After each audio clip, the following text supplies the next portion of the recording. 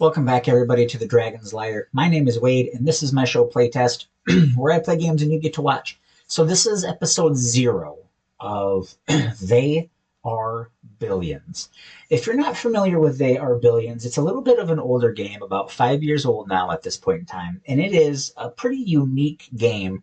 It's a strategy game. Most of my games are strategy games, although I do like first person and third person shooter and RPGs. I pretty much just don't like sports games and like extreme sports games. So like skating or surfing.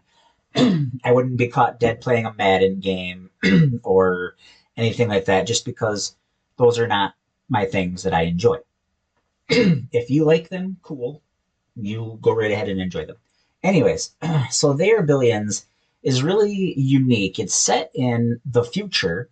However, this like comet came by Earth, and then there were zombies, and the zombies destroyed the world, and only like one uh, city survived in the giant crater of the comet that hit the Earth, and that city that survived is now like a steampunk culture. They have a lot of steam technology. They have Tesla technology. If you're familiar with his ability, this is true, he did invent the wireless transmission of energy. There's lots of problems with it. We'll get into it on Stranger Than Fiction, my other show. But the point is there's a lot of steampunky technology in this future post-apocalypse. It's interesting to say. So, anyways, you can get it on Steam right now, and you can get it. It's only on PC, as far as I understand, and it has very positive reviews. So, Lifetime, very positive, and then recently, very positive. When you go and look it up, it is $30 on Steam, and Steam is the only uh, downloadable network thing that I like, that I trust. So, anyways, when it was first made, it did not have a campaign. It had just sandboxing, and you just sandboxed these random maps over and over and over again, and that was fun, and I had some experience with it. However, a couple of years went by. It's about 5 years old now. It came out in 2019, and this is 2024.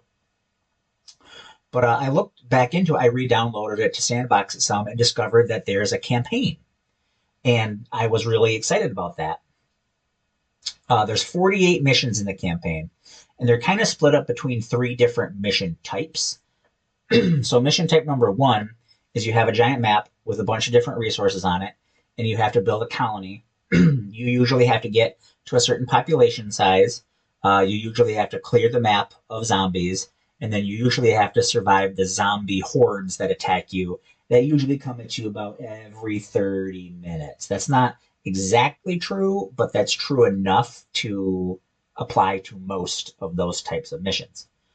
The second type of mission is you're like out in the wilderness, and there's a big swarm out there, and so you have to use the army to attack them and kill them. It's really a defense type mission, but those are a lot of fun.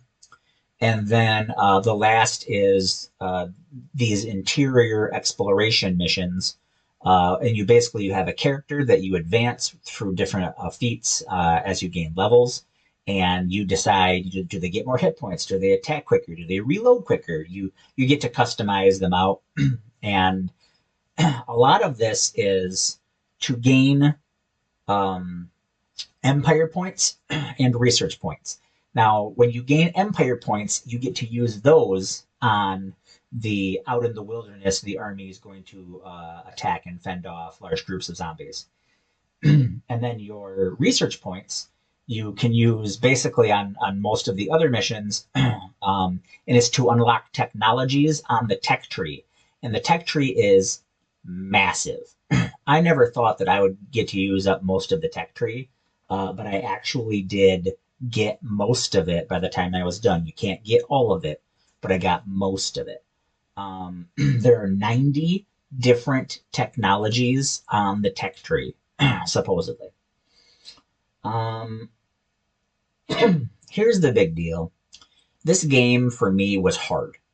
It's kind of like my Dark Souls or my Bloodborne, if that relates anything to you. I never thought I would beat it. I never thought I would get to the end, let alone halfway through it. It was a huge rewarding experience for me because I really applied myself and learned things and overcame. By the time I was done, I felt like I was a pretty gosh darn good They Are Billions player. Um, it to me, I started off hating it and struggling with it. I learned to like it. Had a really good time in the middle. So through the about the 25% mark to the 75% mark, I had a really good time with it. It gets a little harder at the end, and then the last mission is brutal. But obviously, I beat it because I'm putting it here for you guys. So I played it on super easy, like the easiest mode that there is. So don't feel bad if you have to do that. Um, some of my big advice, excuse me, is get concrete and reinforced concrete that allows you to build stone walls and then makes your stone walls tougher. Upgrade soldiers whenever you can. I'm going to put on some play. So this is just me playing it. Everything is kind of on a grid, and you usually have to build walls. There are some different resources there. So like you have to build um, you have to build a lumber mill to create wood. You have to build a quarry to get stone and iron. You have to build like a hunter's cottage or a fisherman's cottage to get food. Later on, you can get farms and better farms. You have to manage power with windmills, advanced mills, power plants. um, Pretty much everything that's a basic technology has an upgraded technology. And there are different, what I refer to as ages. So there's kind of like the base age. Then there's the wood age. You have a building called a wooden workshop that teaches you how to build better wooden buildings. Then there's the stone age. You have a stone workshop, teaches you how to make better stone buildings. And then you have a foundry in the oil age, which is where you use oil for complex machines and all sorts of stuff like that. There is steam powered mecha. There is like steampunk Gatling guns. There's defensive towers that shoot out lightning to shock people.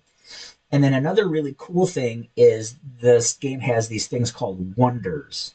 And wonders are, in my opinion, necessary for life. So, like, one wonder will give you 800 food. Food is so important because then you need workers. That's another resource you have to balance. One will give you 100 energy. And then you can build like a building like the inn that gives you 100 workers. So you need, in my opinion, you need the lightning spire, which gives you 800 energy. You need the crystal palace, which gives you 800 food, and you need the inn, which gives you 100 workers. Those three things necessary for life. And once you can build those things, achieving a lot of the game's goals becomes a lot easier. Um, this is a wild ride. So I tried to shoot this in 30-minute blocks. And I'm going to try to upload it in complete missions. So you'll see me probably upload like 3 videos that are 30 minutes long, all on a Wednesday. And that will be one mission, which is, like the Narrow Pass or the Lonely Forest or whatever. A lot of times the last episode you might think is the most important because you have to survive all these zombie attacks. And if you just want to watch the last episode, cool. But that's kind of what you can expect. It's a great, great fun game. It can be tough. It does have a learning curve. I had to play several of these missions over again. The last mission I played 5 times. It takes 3 hours to play the last mission, and I had to play it 5 times before I beat it. So you do the math on that one. But I'm super excited to be showing this to you guys. And there were some episodes that messed up that I had to dub the volume over, the audio over. So please forgive me for that. But we here at the Dragon's Lair understand that you could spend your time on the internet anywhere. Thank you for spending your time here with us at the Dragon's Lair.